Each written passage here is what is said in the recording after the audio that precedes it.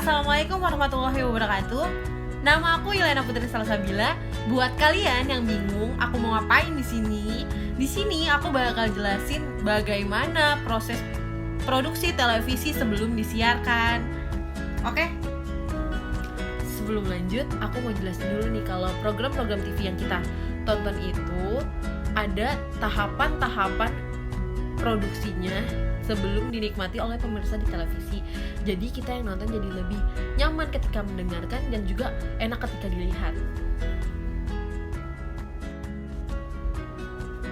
Buat kalian yang belum tahu perbedaan sutradara televisi dan juga pengarah acara televisi, di sini aku bakal jelasin kalau mereka itu berbeda, guys. Kalau sutradara televisi itu ya kontrol teknik sinematik, terus penampilan pemerannya mereka yang kontrol.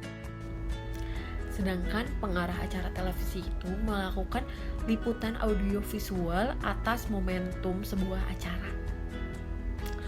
Buat kalian yang masih belum mengerti, boleh dicari-cari tahu lagi antara perbedaannya. Next, lanjut ya guys. Jadi apa sih fungsi sutradara? Ini tuh menurut penalaran masing-masing aja. Jadi sutradara itu bisa sebagai pemimpin, bisa sebagai seniman, bisa sebagai pengamat program dan pemasaran, juga sebagai penasihat. Seperti yang disebutkan di awal video tadi, kalau sebelum acara program itu berlangsung, ada tahapan langkah-langkah kerja sutradara produksi televisi nih. Jadi ada praproduksi, ada produksi, dan juga pasca produksi. Nah, di dalam praproduksi itu ada apa aja sih? Jadi di dalam praproduksi itu ada ide dan skenario, ada breakdown script, ada script conference, ada hunting atau survei, ada merumuskan hasil hunting, pemilihan kerabat kerja, casting, latihan, ada setting, ada production meeting, ada shooting script, ada floor plan dan blocking kamera, dan juga ada storyboard. Dalam praproduksi itu kita ngapain aja sih? Jadi kita di dalam praproduksi itu ialah berkoordinasi dengan produser untuk mengkonsepsikan acara yang sesuai keinginan pemilik media atau sesuai tuntunan lembaga penyiaran publiknya, dan juga membuat rundown, shooting script, dan kamera card. Dan juga dalam praproduksi kita bekerja sama dengan penata artistik untuk membuat floor plan sebagai acuan membangun set panggung. Lalu kita menentukan blocking kamera, tata lampu, dan juga talent. Selanjutnya ada produksi. Seperti yang kita tahu, produksi ini ialah tahapan eksekusinya nih dari praproduksi. Jadi dari praproduksi kita eksekusi menjadi produksi. Nah, di produksi itu ada pemanggilan kerja, ada menyampaikan lembaran tugas yang akan dilakukan oleh masing-masing kru produksi yang terlibat. Nah, dan juga kita melaksanakan perekaman gambar sesuai dengan rencana yang telah ditetapkan selama praproduksi, dan juga menetapkan tugasnya masing-masing. Nah, selanjutnya kita menyusun dan menyampaikan laporan sesuai jalur tugas yang telah ditetapkan. Di dalam produksi ini kita berperan sebagai captain of command, dan juga kita bertanggung jawab terhadap layar, menjaga tampilan layar sesuai dengan peran dan fungsinya masing-masing, dan juga mengemas produksi yang mengandung unsur yang sesuai dengan yang diinginkan. Lalu sebagai pengambil keputusan dalam produksi acara musik atau acara yang lainnya, kita juga menginformasikan kepada seluruh kru atau kerabat kerja segala bentuk macam permasalahan saat produksi berlangsung, dan juga mengeksekusi semua proses praproduksi.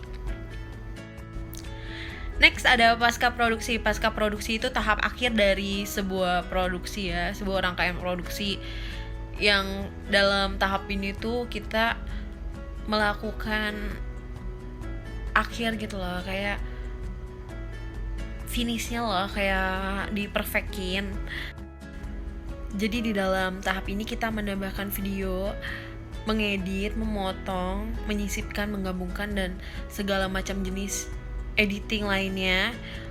Kita juga mengevaluasi acaranya gimana. Jadi istilahnya ya kita di sini editing, mengedit.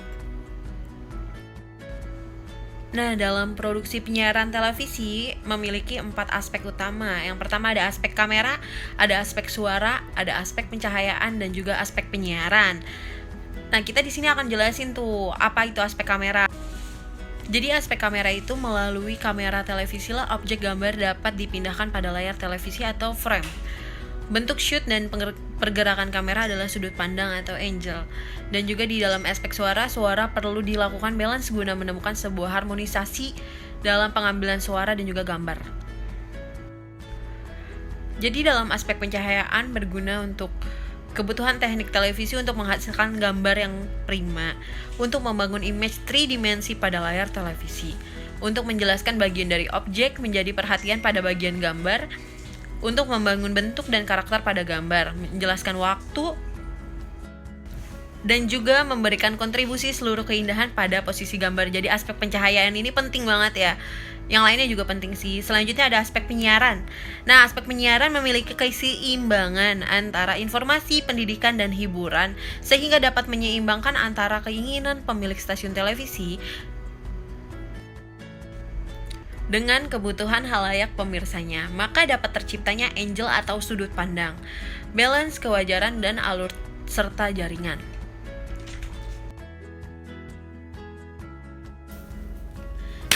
Nah, itu dia akhir dari materi kita kali ini. Semoga buat kalian yang nonton video ini dapat bermanfaat. Dan juga terima kasih udah meluangkan waktunya. Sampai ketemu di video selanjutnya.